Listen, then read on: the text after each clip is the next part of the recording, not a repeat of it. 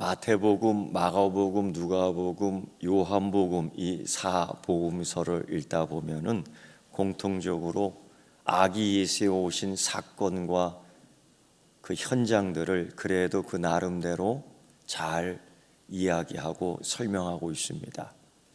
그 중에서 요한복음은 좀 특이합니다. 상당히 상징적이고 은유적으로 이것들을 표현하기 때문에 우리는 또 깊이 연구하지 않으면은 그냥 넘어갈 수 있습니다. 그래서 그렇게 생각하지요. 요한복음은 예수님 아기 예수의 탄생에 대해서 얘기하지 않고 있나 봐. 그렇게 얘기했다가는 틀리는 거고 은유적 상징적인 것들이 참 많아요. 그래서 그런 것들을 살펴봐야 되죠. 그래서 동일하게 이야기하고 있습니다. 누가는 어떻습니까? 누가는 역사학자였습니다. 누가는 이 누가복음도 기록했지만은 사도 바울을 따라다니면서 그의 행적을 상당히 1차 선교여행, 2차 선교여행, 3차 여행, 로마 여행, 감옥 이야기까지 다 적어놨습니다. 그래서 누가 행전이라고도 이야기합니다. 역사. 그 역사가가 기록한 이 누가복음에 아기 예수의 탄생이 다른 복음서보다는 좀 다르게 자세하게 상세하게 언급되어 있습니다. 역사라는 것이 무엇입니까? 시간, 사건, 의미, 인물 이게 다 연결돼요. 그리고 역사가는 거기에 의미를 달아 넣습니다. 그냥 사건으로 끝나지 않아요. 그냥 시간으로 끝나지 않아요. 이 사건의 의미가 우리에게 주는 바 무엇인가? 우리는 이 사건을 통해서, 이 역사를 통해서, 이 사실을 통해서, 이 진실을 통해서 우리는 미래를 어떻게 계획해 나가야 하는가? 이게 바른 역사를 보고 바른 역사를 따라가는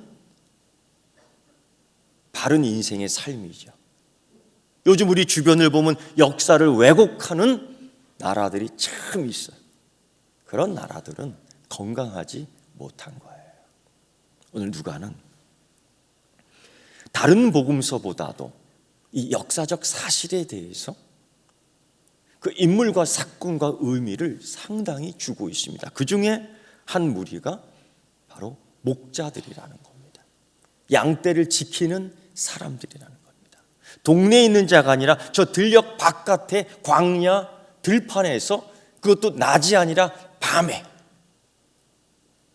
누구도 관심 가져주지 않고 누구도 돌보지 않는 오히려 자기들이 돌보는 양떼 무리 곁에 묵묵히 자기의 일을 해나가는 이 목자들에게 오늘 큰 사건, 역사적인 기록이 하나 딱 찍힙니다. 그것이 뭐냐면은 예수 그리스도 아기 예수의 탄생을 천사가 전하는 그 현장을 목격의 이야기로 자세하게 언급을 하고 있습니다. 그때 천사가 이렇게 얘기하죠. 온 백성에게 미칠 큰 기쁨의 소식이다. 이 무슨 의미가 있을까요? 이 목자들에게 밤에 자기의 일을 홀로 묵묵히 아주 조그만의 품삯을 받으며 그 밤일을 하고 있는 이 목자들에게 천사가 찾아온 겁니다. 그리고 하는 소리가 온 백성에게 미칠 큰 기쁨의 소식을 너희에게 1순위로 전한다라는 거예요. 어떤 특권층이 아니고요. 어느 권력과도 아니고요. 어느 종교 지도자도 아니고요. 이 목자에게 이것이 하나의 큰 사건이라는 겁니다. 근데 여러분, 이 누가는 이 목자들에게 임한 큰 영광, 큰 기쁨, 도대체 오늘 우리가 읽은 말씀을 보면 주의 영광이 그들을 두루 비추었고 그들은 크게 두려워했다. 그들의 반응까지 나오고 있습니다. 이게 옳은 반응이지요. 이 주의 영광이라는 것은 아무나 경험할 수 있는 것이 아니라 특권만, 사명자만, 소명자만 이것을 경험할 수 있는 것이었는데, 오늘 전혀 생각지 않은, 전혀 우리의 머릿속에 존재하지 않은 믿음의 삶을 산다, 거룩한 삶을 산다, 미래의 소망을 두고 있다, 하나님을 기다리는 자들이다 라고는 생각지 않을 이 목자들에게 그 큰 영광이 임한 겁니다. 이건 하나님의 의도이지요. 하나님이 뭔가 바꾸시려고 하는 의도를 누가는 보여주고 있는 겁니다. 그런데 정작 이것을 경험한 목자들은 크게 두려워했다. 왜일까? 여러분, 다른 거 아니죠. 주의 영광을 그 가까이에서 경험한 자가 어떻게 살아남을 수 있겠습니까? 모세도 죽음에 이르는 공포를 느꼈고, 이사야 선지자도 그 주의 영광을 봤을 때 나는 죽었다, 망했다라고 어찌할 거라고 탄식했는데, 하물며 사명자도 아니요, 소명자도 아니요, 거룩한 자도 아니요, 하나님 나라를 추구하는 경건한 자도 아닌 이 목자들이 이 주의 영광을 경험했을 때에, 아니 두루 비춰 내 가까이 있을 때에 그들의 목숨은 어떻게 되겠느냐? 이건 사자에게 뜯기는 것도 아니고, 이건 곰의 발톱에 핥히는 것도 아니고 그냥 죽는 겁니다. 그런데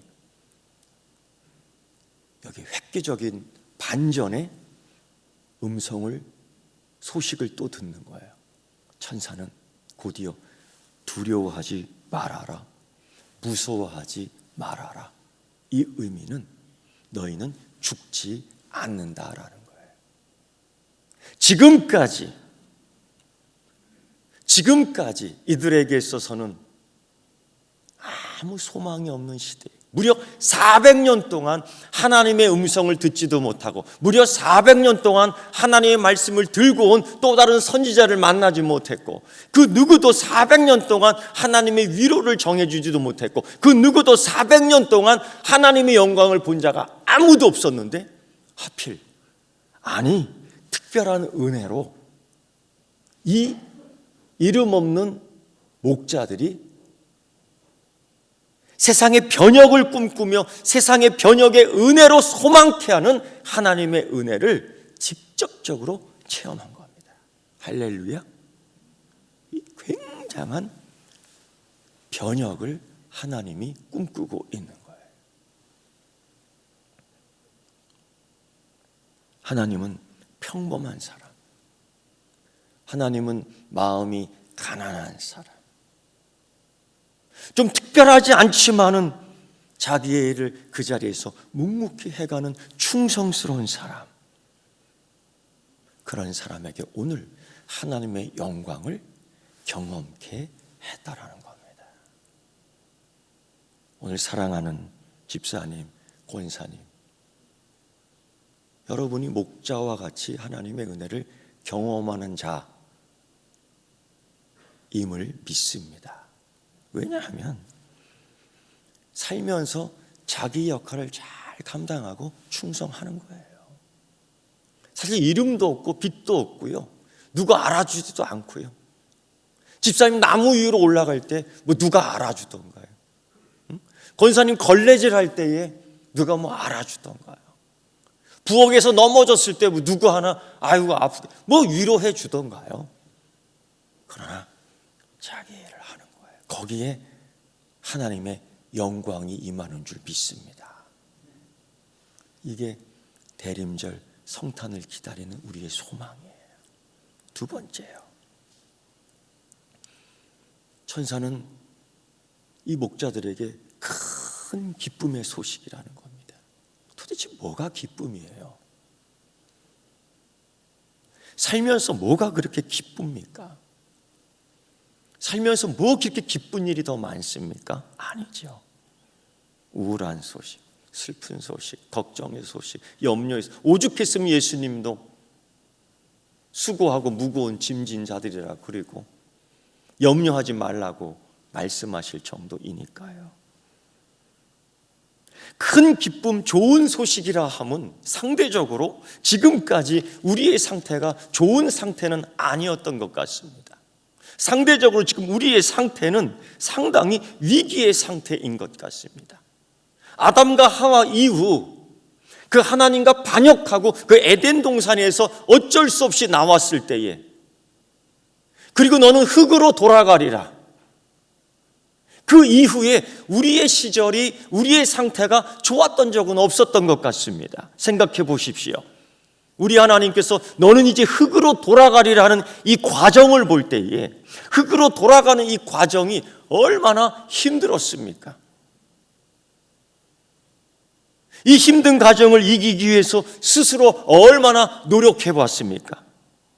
어떻게 해서든지 이 흙으로 돌아가는 과정이지만은 행복해지려고 몸부림쳤지만은 몸부림치면 칠수록 자신은 행복하지 않고 오히려 다른 사람을 더 불행하게 했을 때도 있었습니다. 오히려 행복해지지 않고 비참해지는 경우도 있었습니다. 얼마나 고통이 많았는지요, 얼마나 사망이 많았는지요, 얼마나 결핍이 많았는지요, 얼마나 전쟁이 많았는지요, 얼마나 고아들이 많이 생겼는지요, 얼마나 많은 전염병이 생겼는지요. 이루 말할 수 없는 흙으로 돌아가는 과정 속에서 그 고난을 겪는 거예요. 목자들은 어떻겠습니까? 추위에 떨 수밖에 없고 굶주림에 지칠 수밖에 없고 잠을 자지 못하는 피곤함 속에서 그래도 이겨나가야지 내일을 살 수 있고 이것을 극복해 나가야지만이 처자식을 먹여 살릴 수 있는데 이 고난을 포기할 수 없죠. 흙으로 돌아가는 과정이 고통스럽더라도 참고 견뎌야 되는 것이 우리의 현실입니다. 아브라함의 조카 롯은 어떻게든지 살려고 소돔으로 가는 거죠. 사실 그가 유희를 좋아해서 그 소돔의 그 음란한 문화를 즐기기 위해서 거기로 이사 갔다? 그건 아니에요. 잘 살아보려고. 바벨탑을 쌓았던 사람들은 또 반대로 어떻게 해서 하나님에게 독립해서 하나님으로부터 상관없이 우리가 잘 살 수 있을까? 사실 우리 시대 이 세상이 꿈꾸는 것들이에요. 하나님 없이 우리가 어떻게 살 수 있을까? 그것이 어떻게 가능할까? 그걸 계속 실험하는 겁니다. 그러다 보니 오염이 되고 개발로 인한 가뭄이 오고 탄소의 배출이 늘어나며 역으로 그것이 산업개발과 산업혁명으로 발전되는 과정 속에서 있는 줄 알았지만 지금 와 돌아다 보니 온 우주를 오염시키는 장본인이 될 줄, 주 요인이 될 줄 누가 알았겠어요? 우리는 그걸 먹고 마시며 매일 병들고 있습니다. 이러한 때에 큰 기쁨의 소식이라고요. 이 목자들에게 우리는 언제 자유가 올까? 우리는 언제 마음대로 내가 키운 수고한 대가를 먹으며 헛되지 않은 이 기쁨의 날들이 언제 올까? 그런 걸 꿈꾸는 거예요. 메시아의 나라를 꿈꾸며 하나님 나라를 꿈꿉니다. 그때에 이 천사가 기쁨의 소식을 전하는 거예요. 이 이야기는 이미 이사야서 65장 17절 19절에 이미 말씀했죠. 하나님이 새하늘과 새 땅을 창조할 때에 그 즐거움과 기쁨이 올 것이다. 그 즐거움과 기쁨이 얼마나 확실하고 대단하냐면 또 즐거움, 영원히 기뻐하고 또 기뻐하고 또 즐거워한다라는 거예요. 그 이유가 뭘까요? 하나님께서 새롭게 하시는 이 기쁨의 소식은 이 세상에 더 이상 우는 자가 없는 겁니다. 이 세상에 신음하는 노숙자도 없습니다. 이 세상에 속상해서 칭얼거리는 사람도 없습니다. 테러로 울부짖는 사람도 없습니다. 또 무엇이 있을까요? 우리가 기뻐해야 될 이유가 분명히 있는데요. 더 이상 이 기쁜 시대에는, 하나님이 주신 이 기쁨 소식에는 더 이상 어린 아이의 폭행과 폭력과 영아 사망도 없습니다. 너무 아깝게 일찍 죽는 사람도 없습니다. 목숨을 간신히 부지하여 뇌사 상태로 지내는 사람도 없습니다. 또 하나님이 주시는 이 기쁜 소식은 어떤 것이 있을까요? 더 이상 자신의 보금자리를 빼앗기지 않습니다. 심은 대로 거두고 열매를 먹습니다. 지역개발이라는 명목으로 허물어져가는 자기의 조그만 집을 빼앗기지 않습니다. 탐욕스러운 전쟁으로 수탈을 당하지도 않습니다. 포도나무와 무화과나무 아래서 안전하게 사는 것입니다. 또 기뻐할 이유가 무엇이 있을까요? 여러분, 근본적으로 간밤에 아이의 울음소리를 듣고 일어나는 엄마의 손길, 그 아이의 울음소리를 듣고도 이 아이가 무엇을 원하는지 아는 것만큼 하나님은 미리 우리를 위해 준비해 주시는 임마누엘 되는 하나님의 기쁜 소식이 우리 곁에 있다라는 것입니다. 여러분, 이게 기쁜 소식입니다. 이게 우리에게 기쁜 의미입니다. 아무리 바벨탑을 세우고 아무리 소돔성으로 이사가고 아무리 모압 땅으로 이사가더라도 이 흙으로 돌아가는 과정 속에서 있는 이 아픔과 고통은 우리가 해결하지 못하는 거예요. 목자들이 해결하지 못하는 거예요. 이거를 한순간에 해결할 수 있는 그 주님의 능력으로 우리의 냉소주의와 지친 일에 대해서 해독제로 작용하는 이 기쁜 소식의 복음이 이 목자들에게 제일 첫 번째로 임한 겁니다. 하나님은 세상적으로 볼 때에 가치 없는, 관심도 없는 그들에게 전해준 것처럼 우리 또한 그들과 같지 않겠습니까? 가졌으면 우리가 얼마나 많이 가졌어요. 배웠으면 우리가 얼마나 많이 배웠어요. 보니 20년 전에 배웠던 거 지금 아무 쓸모 없더라고. 과거에 건강하다고 했지만은 2년 지나니까 바싹 말라버리는 것이 우리 현실적인 이야기예요. 그런 가운데 하나님은 이 흙으로 돌아가는 과정 속에서 새로운 대변화를 일으켜 주었습니다. 그 기쁜 소식이 오늘 우리에게도 여러분에게도 임하는 소식이 되기를 축원합니다. 세 번째요, 생각해 봅니다. 왜 하필 목자들입니까? 그들의 전파력은 영향이 있을까요? 없다고 생각합니다. 그들의 영향력은 있다고 생각할까요? 없다고 생각합니다. 근데 왜 목자들일까요? 헤롯 대왕에게 전해주지요. 가이사에게도 전해주지요.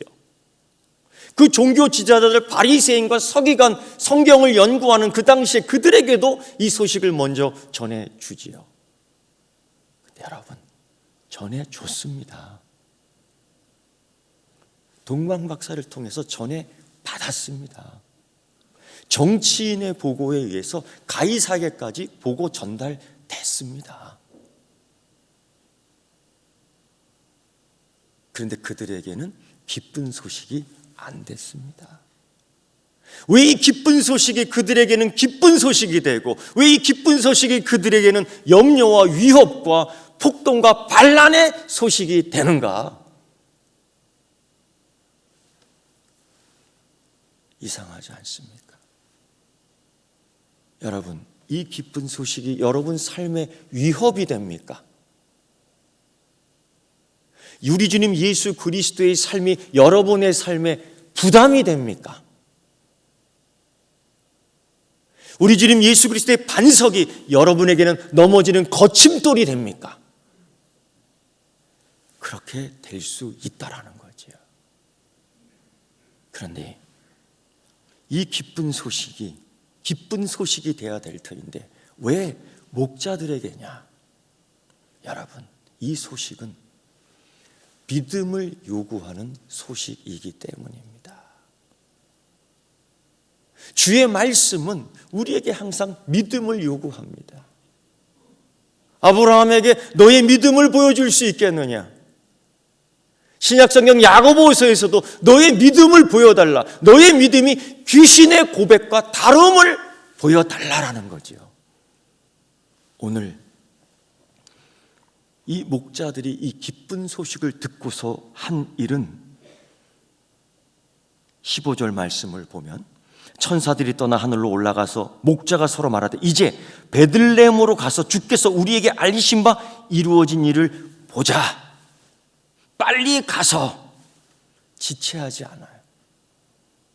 하루에 품삯을 받고 살았던 그 목자들, 아니 그보다 이 밤새 지어야 될 이 사명, 또 다른 임무라면 그럴 수 있겠지만 오늘 내가 먹고 사는 것이 중요한 것이 아니라 하나님의 기쁜 소식을 확인하는 것이 더 중요하기에 그들은 양떼를 놔두고 그들은 자기의 하루 먹고 사는 일을 잠시 뒤로 하고 멈추고 밤새 빨리 그 아기 예수의 태어난 예루살렘으로 가 확인하려고 했던 것입니다.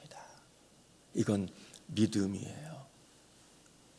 여러분 알고 있습니다. 지금까지 수고했습니다. 우리 집사님 밭일 멈추고 와서 제가 알고 있고요.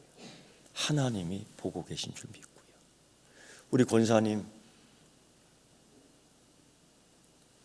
세탁일 하시고 우리 권사님 두 분 또 남을 잘 보호하시는 일 하시고 그거 밤새 지칠 텐데 새벽 기도 오시고 자기 자리 지키시고 와서 걸레질 한 번씩 다 하시고 그거 하나님 아셔요. 그런데 그게 믿음이라는 거죠. 믿음을 어떻게 말로 표현할 수 있겠습니까? 믿음, 우리는 이렇게 얘기하죠. 믿음은 바라는 것들이 실상이요 보지 못하는 것의 증거다. 그게 뭐예요? 이게 믿음입니다. 집사님이 나무 위에 올라가실 때 그게 믿음입니다. 권사님이 걸레를 잡으실 때 그게 믿음입니다. 자기의 자리를 지킬 때에 그게 믿음입니다. 오늘 이 목자들은 들녘 밖에서의 믿음이 아니라 예루살렘 가는 길에서의 믿음이 보여지고 있는 거예요. 왜 여관주의는 그 소식을 못 듣는 걸까요? 누가는 이 여관주의에 대한 이야기를 하고 있지 않습니다. 가장 가까이에서 가장 민감하게 모든 걸 처리할 수 있는 제 1순위가 누구냐 할 때는 여관 주인입니다. 그런데 아무 관심이 없는 거예요. 오히려 헤롯 대왕보다도 관심이 없어요. 이 여관 주인의 관심은 오직 먹고 사는 문제, 대박 터뜨리고 대목 기간에 돈을 벌겠다는 이 욕심밖에 없는 거예요. 여러분, 이 대목 기간, 가이사의 명령에 의하여 호적을 올리러 가는 이 대목 기간에 물론 한탕 잡아야 되겠지요. 그런데 배가 불러 산길을 느껴 고통을 느끼는 산모가 있다면 권사님 방 하나 내줘야 되지 않겠습니까?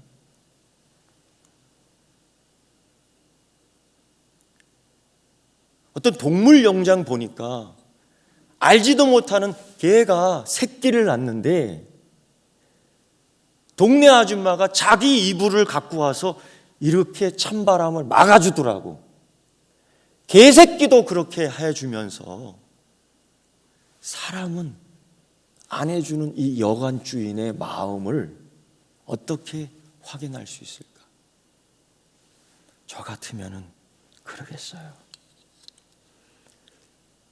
미역국 끓여갖고 갖다 바치겠어요. 권사님 그러지 않겠어요? 찢어지게 가난한 사람이 어떻게 애를 낳았어요.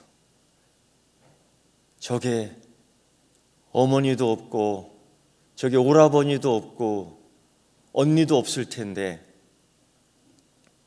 나라도 가서 한번 들여다봐야지. 평소 친분은 없었지만 그래도 돌아보는 것이 인간의 도리 아닌가요? 먹을 거는 있나? 애기는 건강한가? 여관 주인은 아무 반응이 없었어요. 최소한 방은 옮겨줘야죠. 최소한 그래도 미역국은 끓여줘야죠. 집사님 맞죠? 맞지요? 이게 전혀 관심이 없어요. 여러분, 왜 목자들에게는 기쁜 소식이 되었는데 왜 이 여간빵 주인에게는 기쁘지 않은 걸까? 왜 이 기쁜 반응이 나오지 않은 걸까? 가장 기본 이유는 믿음입니다. 믿음입니다. 그래서 여러분, 또 하나 이 기쁜 소식을 들을 때에 가장 중요한 것은 이제 이 구원의 은혜에 합당한 삶을 사는 거지요. 이 시대가 어렵지요. 그런데 돌이켜보면 어렵지 않은 시대가 언제 있었습니까? 흙으로 돌아가는 그 과정은 다 어려운 거지요. 이럴 때일수록 이제 우리는 이 대림절 기간 성탄을 바라보지만 또 하나 이 대림절 기간 이제 다시 오시는 예수님을 기다리는 그리스도인 되어야 될 줄 믿습니다. 여기에 합당한 그리스도인이 되어야 되는 거죠. 이것이 우리 삶에 있어서 임마누엘 되시는 우리 주님이 함께 하시고 기쁜 소식이 되며 능력이 소식이 되는 큰 은혜의 소식이 될 줄 믿습니다. 기도하겠습니다. 하나님 아버지,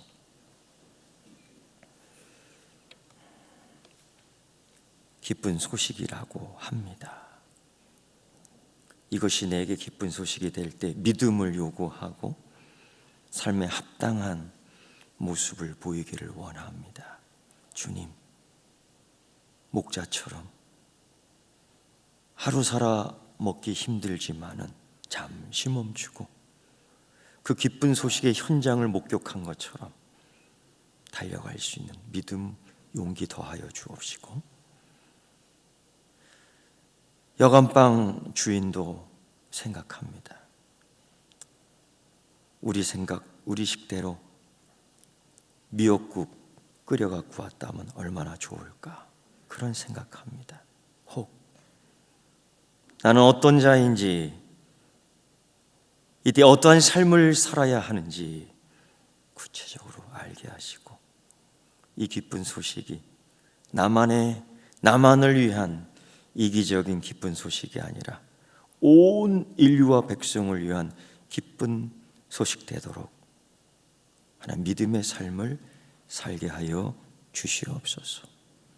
예수님의 이름으로 기도드리옵나이다. 아멘.